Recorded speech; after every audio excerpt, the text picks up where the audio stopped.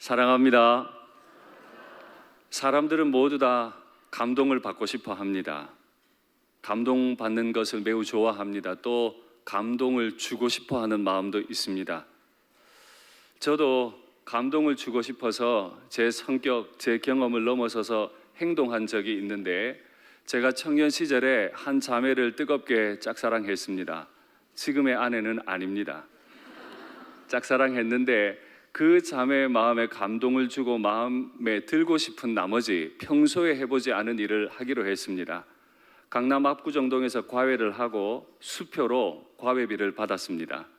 그리고 그 과외비를 들고 비싼 꽃집에 가서 장미꽃을 몇 송이 샀겠습니까?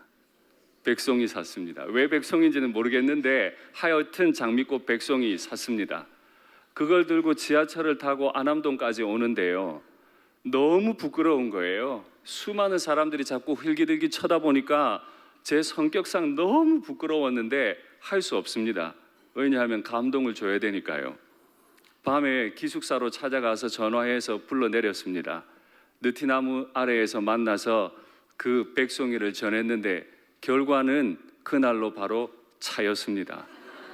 감동이 안 된 모양이에요. 그날 이후에 그 다음날 제 마음이 너무 많이 아파서 대천 앞바다를 혼자 찾아가서 민박을 잡고 하루 잤는데요, 그 대천 바다가 얼마나 넓든지, 그런데 또 사람은 왜 그렇게 없는지, 저 혼자 얼마나 많이 울다 왔는지 모릅니다. 참 사람은요, 감동을 주고 싶어 하고 감동을 받고 싶어 해요. 왜 그런데 사람은 감동을 주고 싶고 받고 싶어 할까요? 그 감동은 진심이 있을 때만 일어나는 것이기 때문입니다. 내 진심을 주고 싶고 그의 진심을 받고 싶습니다. 우리 교회에는 진심을 전하는 일꾼들이 많이 있으면 좋겠습니다. 사도 바울이 3차 전도 여행을 마치면서 이제 예루살렘을 향하는 길에 마지막 한 도시에 있는 교회의 장로님들이 보고 싶었습니다. 사모라고 하는 섬에서 밀레도로 건너갔고, 원래는 건너갈 이유가 없지만 에베소 장로님들을 만나기 위해서 섬에서 육지로 일부러 건너갔습니다. 그리고 그 밀레도 땅에서 사람들을 보내서 에베소 장로님들을 청했습니다. 그리고 만났지요. 그 만난 자리에서 하고 싶은 말이 얼마나 많겠습니까? 오늘 본문에 보니까 이제 다시 못 봐요. 마지막으로 보는 거예요. 다시 못 본다고 하는 말은 사도 바울이 이대로 가면 죽는다는 뜻입니다. 죽기 전에 마지막에 얼굴 한번 보고 싶었던 사람이 바로 에베소 교회 장로님들이었습니다. 그 장로님들을 청해놓고 하는 말이, 성령께서 각 성에서 내게 대해 증언하시기를 결박과 환난이 나를 기다린다. 여러분, 3차 전도 여행을 하면서까지 사도 바울이 얼마나 많이 결박과 환난을 당했습니까? 그런데 또 앞으로도 사도 바울의 마음에 하나님이 말씀 주시기를, 그것도 한 번이 아니라 각 성에 다닐 때마다 말씀 주시기를, 너의 앞에는 결박과 환난이 기다릴 거다. 그 말을 듣고 사도 바울은 이제 더 이상 볼 수 없겠구나 하고 에베소 장로님들을 불렀어요. 그 말을 들은 에베소 장로님들의 마음은 어땠을까요? 그래, 사역자면 당연히 그래야지. 그랬겠습니까? 그렇지 않았을 겁니다. 자신들을 눈물로 교훈을 하고 3년을 헌신해 주었던 사도가 이제 결박과 환난을 당해 죽는다는 얘기를 들으면 너무너무 안타깝겠지요. 막아주고 싶겠지요. 할 수만 있으면 도와서 그 환난을 피하게 해주고 싶겠지요. 얼마나 마음이 아팠을까요? 그런데 사도 바울은 결의를 다진 고백을 하나 합니다. 우리가 방금 전에 설레임 말씀 고백한 바로 그 구절입니다.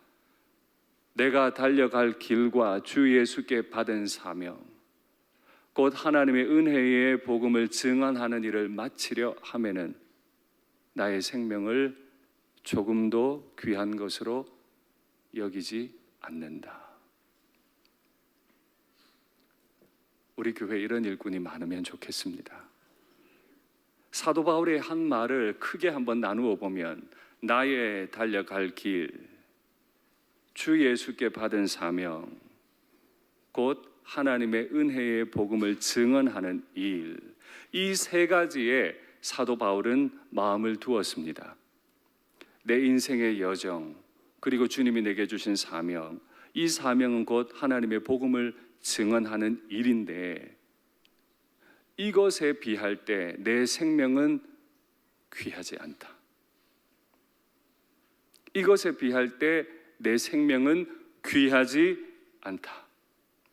사도 바울의 고백을 따르면 우리의 생명, 우리가 가장 귀하게 여기는 우리의 생명조차도 내 인생을 인도하시는 하나님과 동행하는 그 여정, 하나님이 주신 은혜의 복음을 증언해야 하는 그 사명과는 비교할 수 없대요.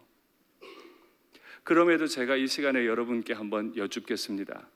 여러분은 혹시 하나님께서 나와 동행하시는 내 인생의 여정과 내 인생에 두신 그 은혜의 복음을 증언하는 그 사명, 그것과 내 생명을, 그 무게를 비교해 보신 적이 있습니까?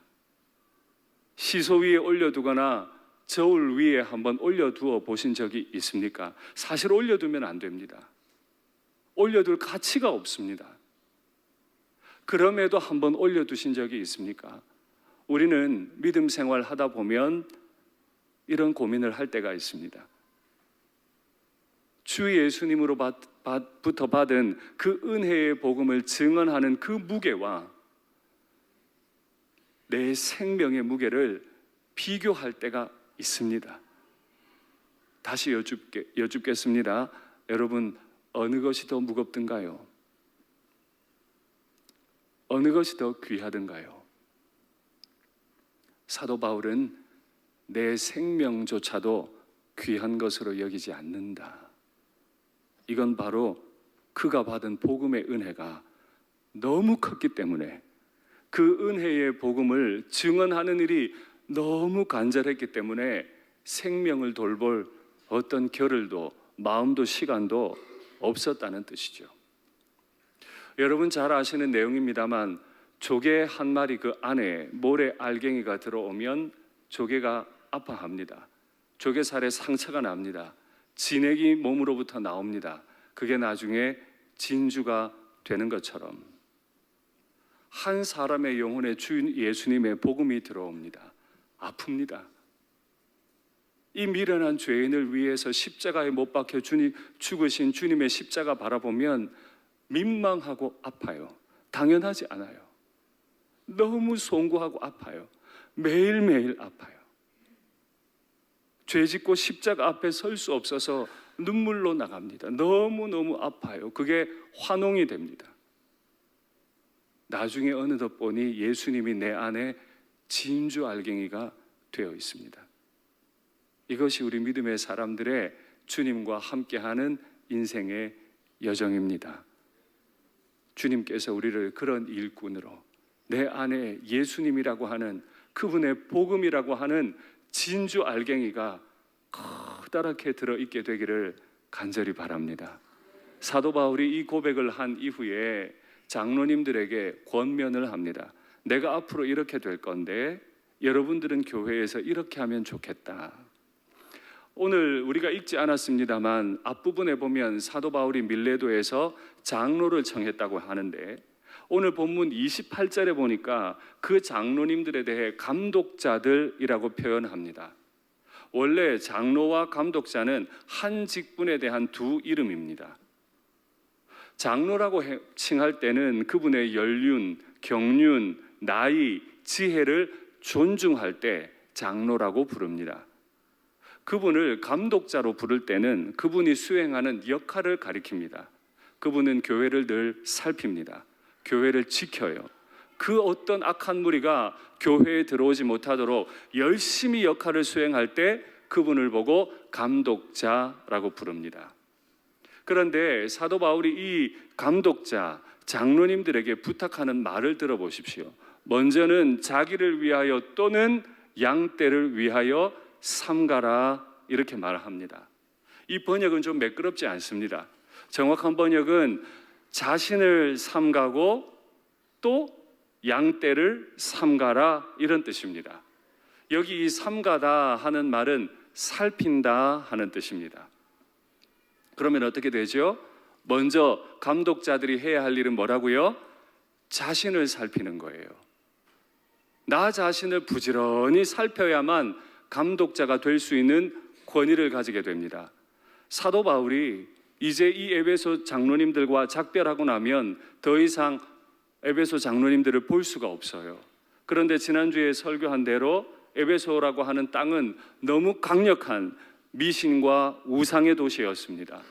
그래서 그곳에 탁월한 제자였던 디모데를 두었지만 디모데 혼자 이 목회를 감당할 수가 없어요. 그래서 사도 바울은 탁월한 장로님들, 감독자들을 세웠었죠. 그 장로님들께 지금 부탁하는 거예요. 앞에 말은 안 했지만 디모데 혼자 안 되니 어떻게 하라고요? 장로님들이 서야 된다. 근데 장로님들이 어떻게 선다고요? 자기를 부지런히 살펴야 합니다. 자기를 살피지 않는 일꾼은 일꾼이 될 수 없습니다. 자기를 십자가 앞에 세워놓고 날마다 내 마음속에 환웅이 일어나듯이 십자가 앞에서 회개의 환웅이 일어나야 되는 거예요. 그게 바로 일꾼이에요. 두 번째요, 양떼를 살피라 이야기합니다. 여러분, 지금 사도 바울은 중요한 이야기를 하면서 양떼라고 하는 비유를 씁니다. 여러분 잘 아시는 대로 비유라고 하는 건 말하는 사람이, 글을 쓰는 사람이 강조를 할 때 하는 것 아닙니까? 양떼라고 비유한 것을 잊지 마십시오. 제가 언젠가도 말씀을 드렸지만 동물학자들의 보고에 따르면 인간의 돌봄이 없으면 가장 먼저 멸종할 동물이 뭐라고요? 양입니다. 이 양은 너무너무 무능하기 때문에 인간의 돌봄이 없으면 가장 먼저 멸종할 동물이래요. 그런데 에베소 교인을 뭐에 비유했다고요? 양에 비유했어요. 여러분, 우리는 스스로를 인정해야 돼요. 우리는 뭐라고요? 양이에요. 능력 있는 것 같고 권위 있는 것 같지만 우리는 하나님의 돌보심이 없이는 금방 멸종해버릴, 가치 없어져 버릴 무능한 양과 같아요.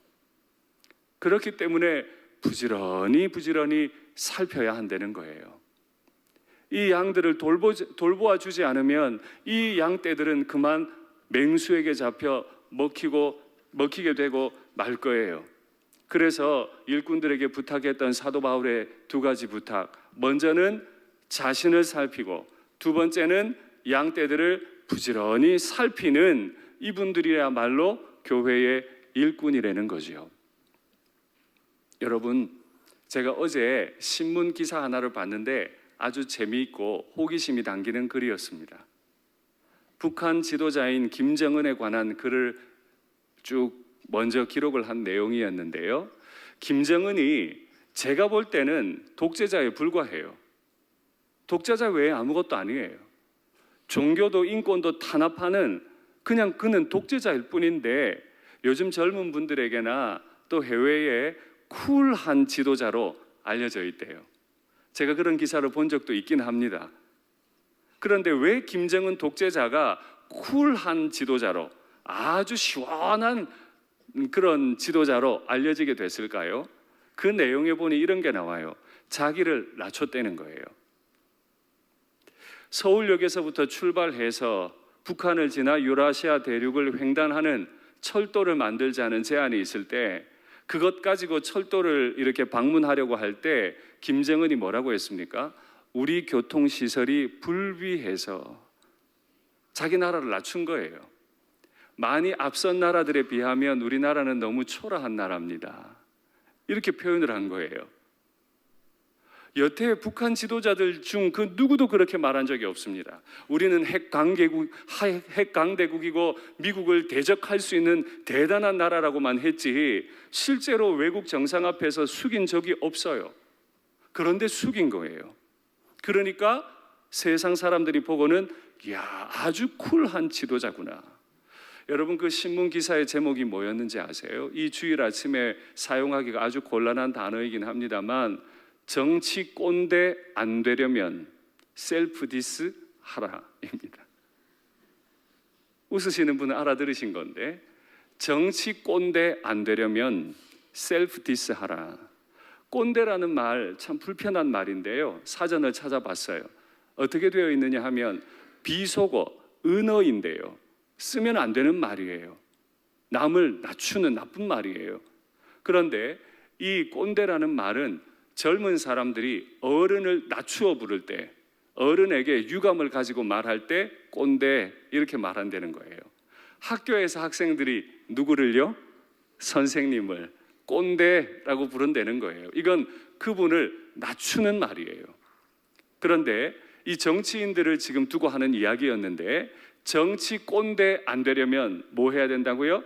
셀프 디스하라. 디스라는 말 아시죠? 남을 폄하하는 겁니다. 디스리스펙트 아닙니까? 남을 존경하던 걸 없애고, 존경을 없애고 남을 비난하는 거죠. 그런데 앞에 뭐가 붙었어요? 셀프 디스. 스스로를 비난하려는 거예요.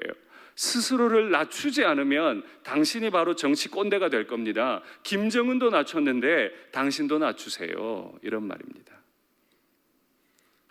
여러분, 어른들, 지도자와 꼰대 사이에는 하나의 차이가 있습니다. 선생님과 꼰대 사이에는 하나의 차이가 있어요.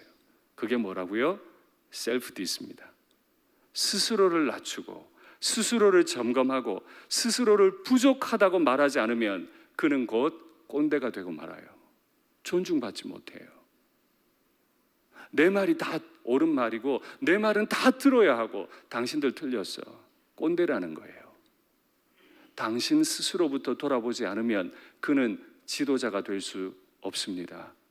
우리 교회에는 주님의 십자가 앞에서 날마다 스스로를 돌아보고 스스로를 셀프 디스하는 그런 일꾼들이 많기를 바랍니다. 우리 자녀들이 부모님과 대화할 때 언제 어려워하죠? 부모님은 스스로 자수성가했어요. 열심히 공부했어요. 세상에서 가장 쉬운 게 공부일 때, 그때 우리 자녀들은 부모님과 대화하는 걸 너무너무 어려워해요. 좀 부모님들이 연약한 모습을 보여주셔도 힘내자, 힘내자. 힘든 거 알아. 그런데 힘내자. 그때 힘을 받는 거죠. 주님의 십자가 앞에 서서 내가 얼마나 부족한 것인지 발견한 사람은 사람들에게 폭력적이지 않아요. 격려하고 따뜻하고 겸손하죠. 우리 교회는 이런 겸손한 일꾼들이 많기를 바랍니다. 성경에서 일꾼들이 어떻게 셀프 디스할 수 있는지를 설명한 본문이 있습니다. 디모데전서 3장 1절부터 나열이 되는데 여기에는 세 가지 직분이 기록이 되어 있습니다. 첫 번째는 감독자입니다.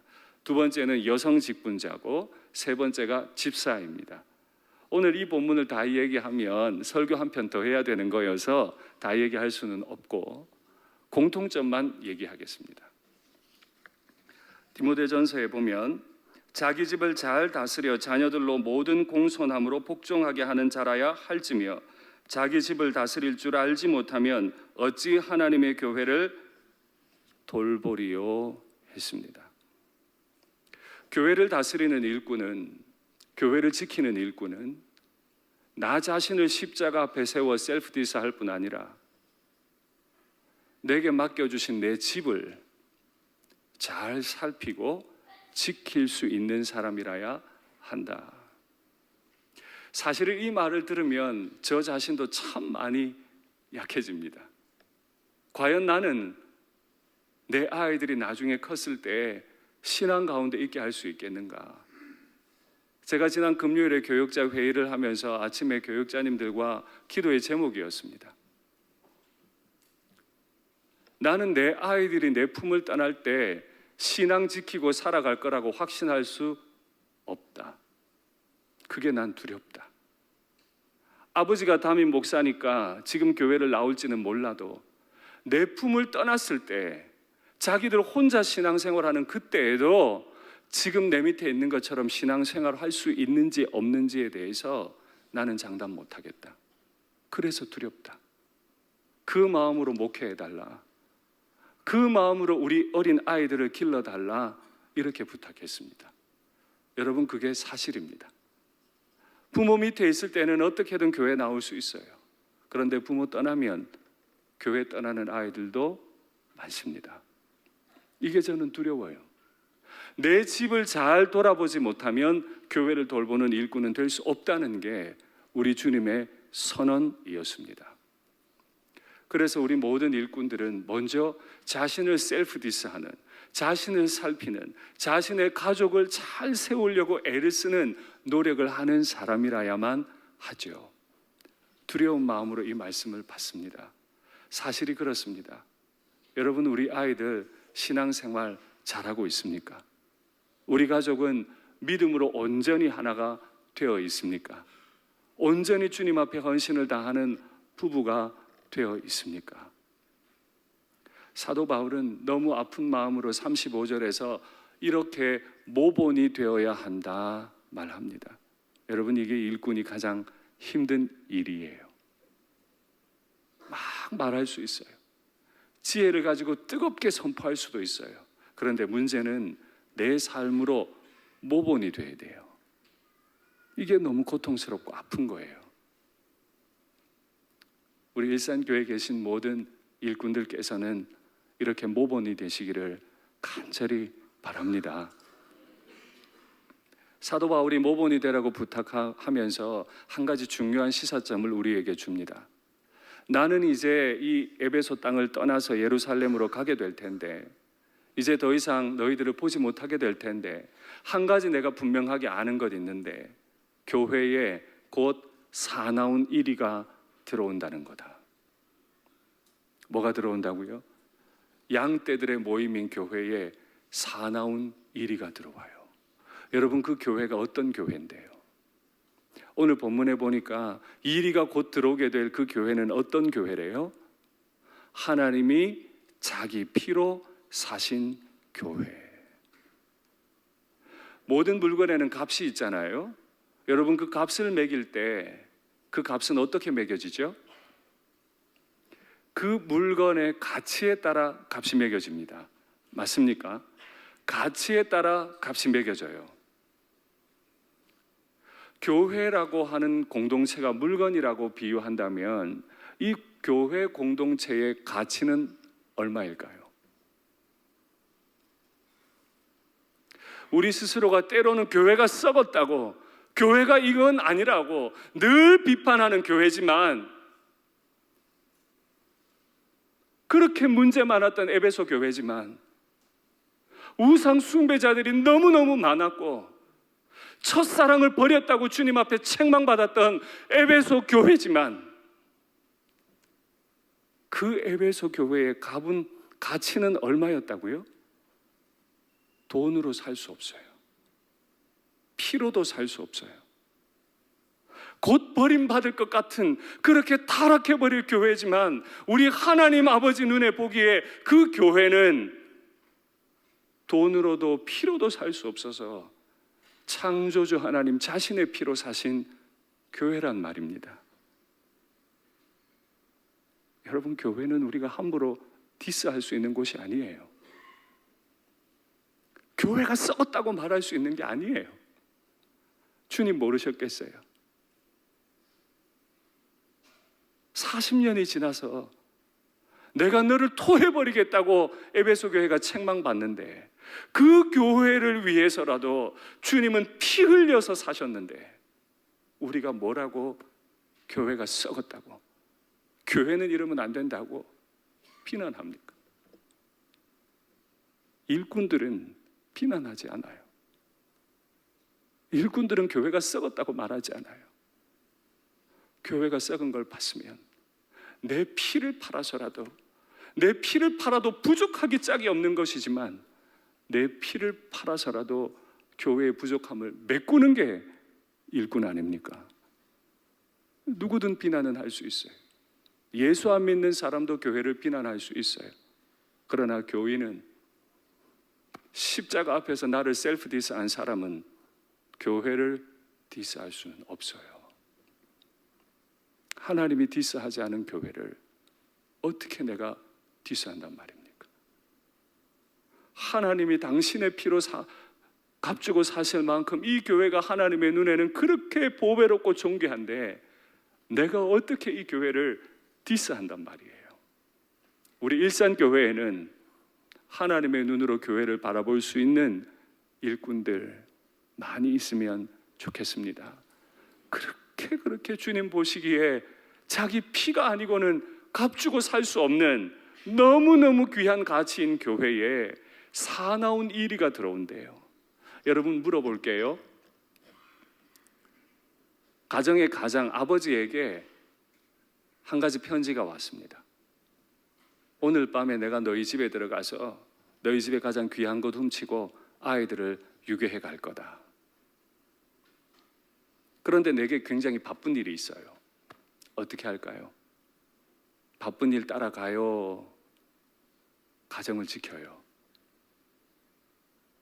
가정을 지켜야죠. 강도가 들어와서 다 빼앗아 가고 우리 자식까지 유괴해 가겠다는데 무슨 일이 더 바빠요? 바쁠 수 없죠. 사도 바울은 기도하는 가운데 성령의 음성을 들었어요. 곧 사나운 이리가 에베소 교회에 들어온다. 일꾼이 된다고 하는 건 이 통보를 듣는다는 뜻입니다. 교회의 직분자가 된다는 건 이 통보를 매일매일 듣는다는 뜻이에요. 우리 교단의 교회의 28.9%가 주일학교가 없습니다. 한국의 최대 교단이라고 하는 우리 합동교단의 3교회 중에 한 교회가 10교회 중에 3교회가 주일학교가 없어요. 이랬던 적이 없습니다. 천막을 깔아도 주일학교 아이들부터 왔던 게 우리 한국 교회였습니다. 그런데 지금은 아무리 교회 건물을 지어놔도 아이들이 오질 않습니다. 어디 갔나요? 사나운 이리가 다물고 갔어요. 무슨 사나운 일인가요? 반기독교 문화요. 교회는 무조건 나빠. 엄마 아빠가 눈물로 기도하기보다 엄마 아빠의 입에서 교회가 잘못됐어, 이게 잘못됐어, 저 사람은 이게 잘못됐어, 다 잘못된 사람들의 공동체인 교회에 우리 자녀들이 갈 이유가 있습니까? 우리 스스로가 사나운 이리가 됐어요. 그래서 우리는 울어야 돼요.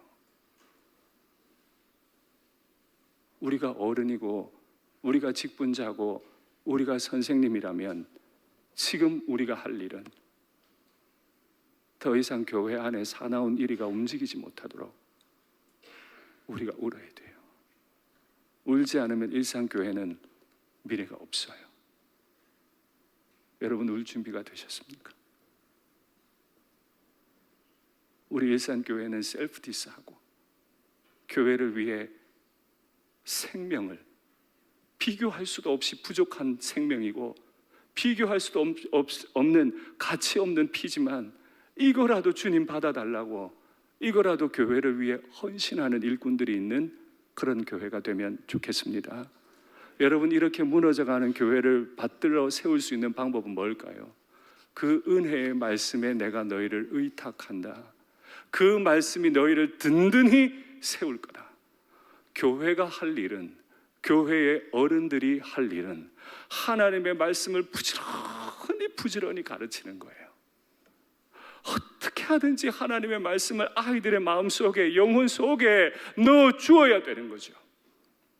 그걸 넣어주지 않으면 사나운 이리가 들어온다고 해도 아빠 바쁜 일 있다 갔다 올게 집 잘 지켜 하고 떠나는 것과 다른 게 없습니다.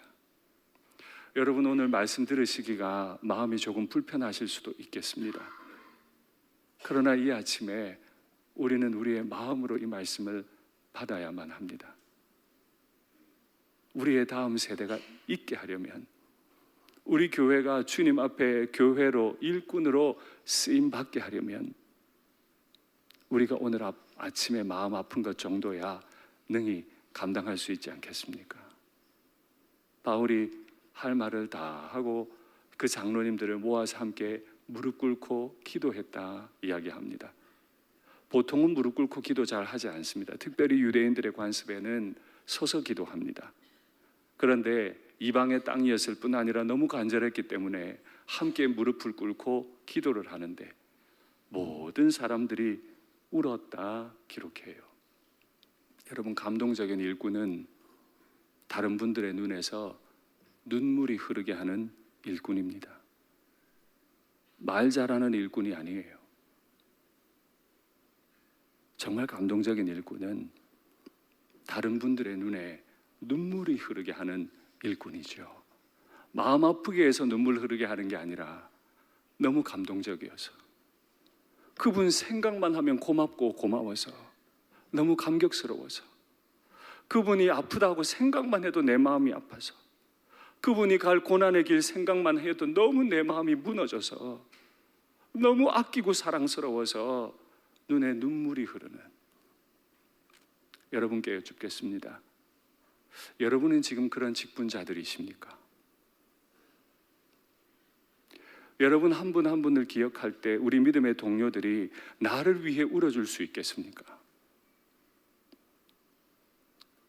특별히 우리는 10월 28일 바로 다음 주일 저녁에 중직자들을 세워야 합니다. 중직자는 담임 목사, 당회장과 함께 교회의 중요한 사안들을 결정하고 이끌어가야 한다는 점에서 중직자들은 담임 목사의 눈에 눈물이 흐르게 하는 사람이라야 합니다. 교회의 문제를 두고 깊이 고민하고 기도하는 그 담임 목사의 눈에 감동적인 눈물을 흐르게 해야 한다는 뜻입니다. 우리 장로님, 우리 집사님, 우리 권사님 때문에 우리 교회가 산다. 내가 너무너무 행복하다. 우리 장로님, 우리 권사님, 집사님 만나서 나는 목회의 복을 받은 사람이다.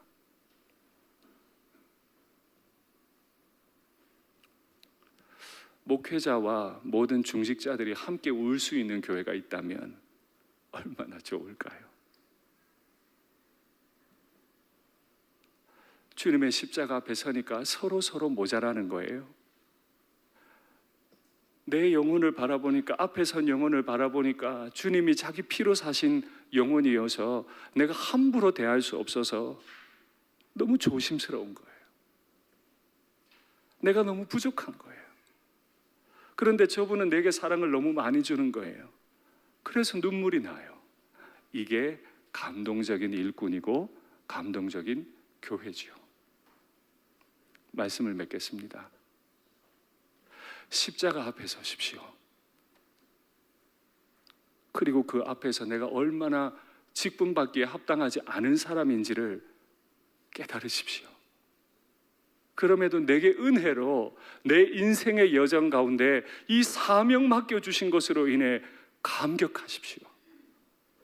그리고 우리 믿음의 동료들의 눈에 감동의 눈물이 흐르게 해주십시오. 그러면 우리 일산교회는 주님 앞에 아름다운 이름을 얻는 교회가 될 줄 믿습니다.